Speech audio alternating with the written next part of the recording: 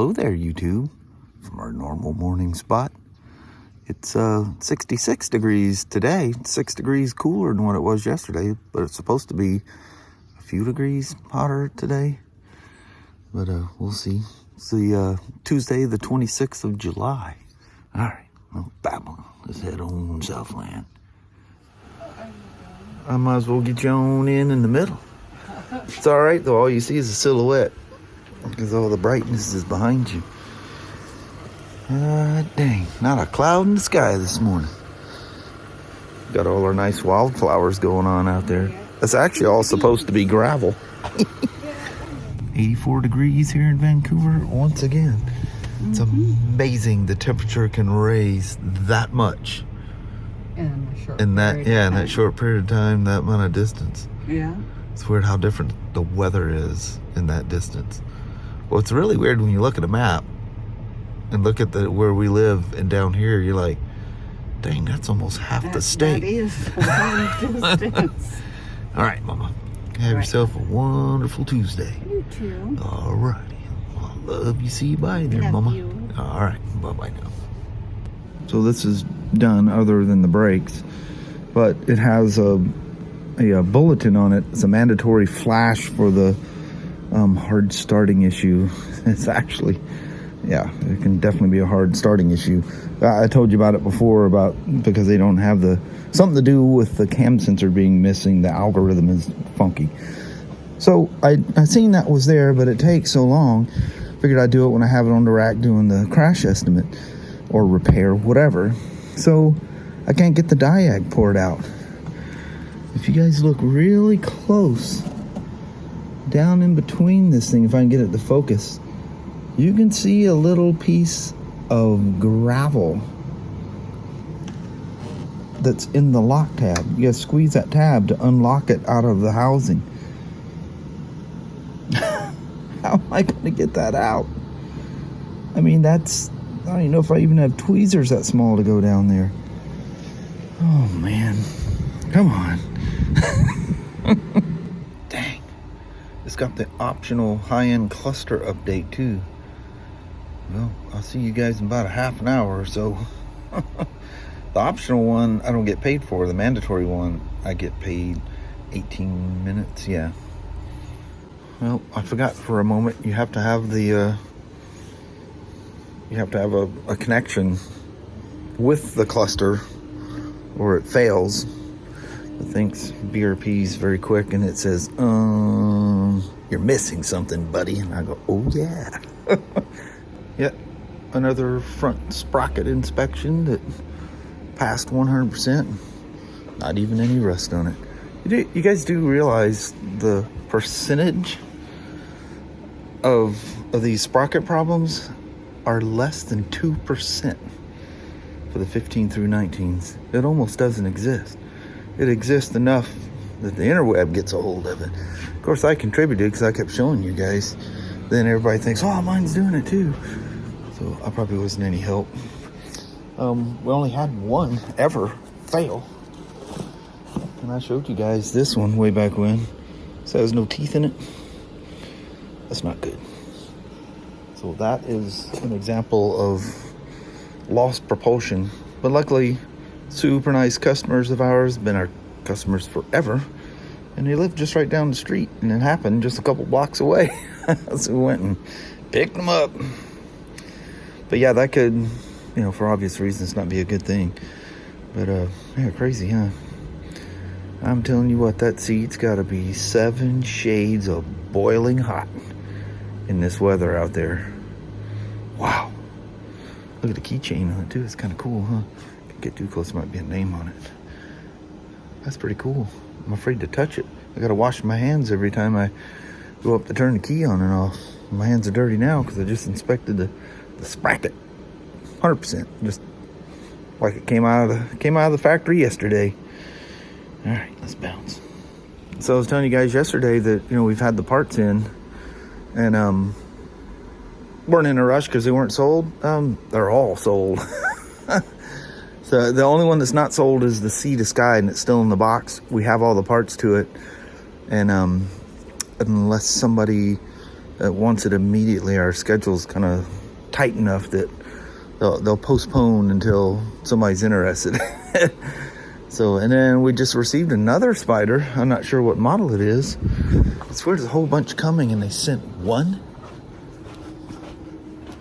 Spyder right there. My little wifey sent me on a little wild goose chase. She had to help me fix her own her own goof. So the repair order is a different ends with a 5. This was for the crash job. Then he created another RO, which was 77106. I'm looking all in the 6 bin. I don't find nothing anywhere. She goes, well, did you look to see if I accidentally put it under the crash estimate thing? And I go, no, it wasn't there. And I go, well, here's a handwritten bag, because we always put them in a bag if it's something we had. Otherwise, you know, they come from BRP.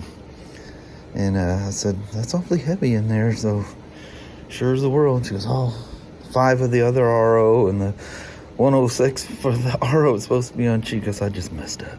She goes, sometimes my eyes don't work real good. Anyway, there's the other one right there. Nice rotors, yeah, buddy. I think them things are crazy expensive though too. But they usually last the life of the machine. Just make sure you keep track of your pads. Genuine Brembo brake pads. That's kind of cool. And what's wild is the disc is from Brembo as well. See, same little Logie logo. If you guys can see that, that's pretty cool. That's probably why they're expensive. All right. Somehow or another, she slipped off onto another bench. How did that happen? So if you ever hear this sound, and I don't fault this dude, he doesn't have the best of hearing. So when he admits he never heard it. But you know, if you have fairly good hearing, you'll hear this. And it really gets loud when you hit the brakes. So if you hear them sounds, stop and see what it is. Every once in a while you get a little rock or something caught in there, you know, piece of debris. Just find where it's at, and you have mostly accessibility to that. If it's a little rock that got caught somewhere, you can probably just pop the thing out. But yeah, it ends badly when it makes that noise. So there we are, metal to metal. We've all done this before. If you've been riding or driving long enough, you've definitely done this. Just things happen. When it happens, you fix them. But one of the things I was going to talk about, and get down on my stool here. The old man. Down low here. When I gotta get low, I gotta be on the stool. But see all the gunk built up on the pistons on both sides? My brake cleaner. This is out of an old Colt. And I have used this thing as a shop tool, and I can't even begin to tell you how long. They used to send those with them. An old 45, an old Colt from way back when. And anyway, I use the little one is to get in sometimes, like in there. It's a little tight. So you know, the smaller brush works in there. This one was actually purchased as a tool, and you can see it didn't fare as well as that one. I mean, it literally doesn't even look like it's used, but use it all the time. But anyway, I go through with some brake cleaner and clean them pistons up as clean as I can, because guess what's immediately behind, about right in there? That's your dust seal. Well, if that stuff's caked on there nice and hard, oh yeah, like it is, you're pushing that into that dust seal. And if it gets past the dust seal, it is now going into the oil seal. You do not ever want that to happen. You do not want your your caliper pistons to leak. So, yeah, before you just go wildly pushing those things back, and I see people do it with cars and stuff all the time. They'll stick the tool in there and just yank them open. because they're in a rush. Throw the pads in, send them down the road. Not a good thing. And I use the BM because it's Brembo's. We got a special BMW tool that opens them pistons up nice and even together. It's really nice. That, and when you're backing them off, should you have a sticky piston, you'll feel some resistance and it'll try to push to the opposing side. So pay attention as you're backing them off, and make sure your reservoir isn't at the full mark, because if it's at the full mark, when you back these things off, now your reservoir is going to be too full and you'll push it out and it's going to go all over the bike. Not a good thing. And especially on these are kind of unique on adjusting the fluid level. It's kind of set in there like an F3, but you don't have the access. You can't pull the clip up and off to take the cap off. So you got to be careful, and you have to remove that as if you're doing an oil change. So you need to take that little piece of hose that works as a lock for that reservoir. Don't yank on that reservoir, you'll break it. But anyway, there's a little bit of shop talk for you. See how the release clip releases from the front? Well, it needs to swing way up.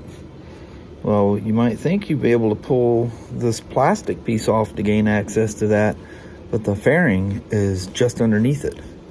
You're not pulling that off. So what I do is I push the brake level sensors out, pull the hose out, you just lift up and this comes out. So I clean the cap off real good, and then I open up. Once you open up the spring, you can roll this thing back and unleash it from the back. And then I hold, all this while I'm holding the cap. Then I put the reservoir back in its holder. I can't do it one-handed. There it goes. Put it back in your holder, and now you can manipulate the fluid. Make sure you got rags and everything everywhere.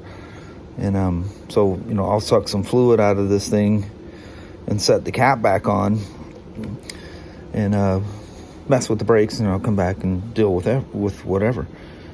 Very important, make sure that cap is clean before you take it off. You don't want any amount of dirt. Although BRP has a really nice screen down there, but I wouldn't trust that. Any amount of dirt, ends up down your master cylinders, and you lose brakes. So that's how you adjust fluid, because you got to take that off. I had one that little thing there, I don't even know how it's holding on as well as it was. Somebody tried to yank it off, but no harm, no foul. It kind of messed up his little spring a little bit, so I had to zip tie it there to make sure it stayed tight, because the lightest little touch, it was popping off while it was taking pressure off of that cap, and that's not good either. It allows moisture and everything to get in. All right, new disc, shiny new pads, everything's all cleaned up. You gotta thoroughly clean everything with brake cleaner, because there's preservative on the rotors. So just to give you an idea, I set both of these. Let me turn this light off. I set both of these at the low level. I suck them to the low. This is low. This one's at low. That's how much brake fluid, the difference between those two. That's how much brake fluid your pads have. These are new pads on the left front, and that's just the rear untouched. Always remember, the reservoirs are backwards. The front one is for the rear brakes. The rear one's for the front. I have no idea why BRP does that. It did that back in the old round cap ones and everything else. But because this thing has quite a bit of wear on it, it's just best to do both the rotors and pads at the same time. And the customer agreed. That's just the way you do it. Just keep it balanced. All right, that's enough tech talk for the day. We're gonna roll out. Man, it is hot out there. I don't know what the temperature is. Probably 100, close to it anyway. All right. Well, hello there, YouTube. Man, it's after 8 p.m. and it's still 88 degrees out here. It still feels warm. I got to see 3 numbers on my watch at one point today. Yeah? It wasn't for very long. It just hugged that 99 for the longest time. Yep. That was crazy. And then going down the freeway and stuff, it was saying like 103, 104. But it's the car can't help but to pick up some of the heat coming off the road. So, but if you were on a motorcycle, that would be what you're feeling. Yes. So I have people that you're riding in the thermometer on your bike says it's 110. It goes, well, I live out there. It only got to like 105. Dude, I was feeling 110 because I was on the blacktop. Yes, blacktop emits a lot of heat. Wasn't standing in the shade. I wasn't, in the front lawn. I was going down a blacktop highway, and the heat comes off of that thing. Mm-hmm. Whoa! I keep thinking that coming back from Utah. Holy moly, that was hot. That poor old Road King at the time and had those 12-year-old tires. Remember that? But anyway, the big thing I want to talk about for goodbye is the BRP production team seen the videos. They like them. I'll be able to release them on the 10th. So unless the date changes, put the 10th on your calendar. That's when I'll release their videos. That was so much fun. Yeah. They wanted us, it was adamant, just be yourselves. Don't do anything special. Well, once we took off on the bikes, Spyders, that you forgot what you were doing. We were just doing our own thing. So we're just talking about how cool it was with BRP and different things, just doing our normal stuff. But anyway, that's good news. That's very good news. At least they like the videos. Whew. Yeah. You never know. He said, you do you, we did us, Yeah. So anyway, on that, I think we're going to bounce. Alrighty, well, thank you guys so much for watching. We really do appreciate it. We will talk to you tomorrow. Same smoke time, same smoke channel. Don't forget to give her a thumbs up, and you guys have an amazing Wednesday or Thursday. Heck yeah. All right. We'll see you on hump day. Yep, we'll see you in the morning. All right. Thanks for watching now. Bye-bye.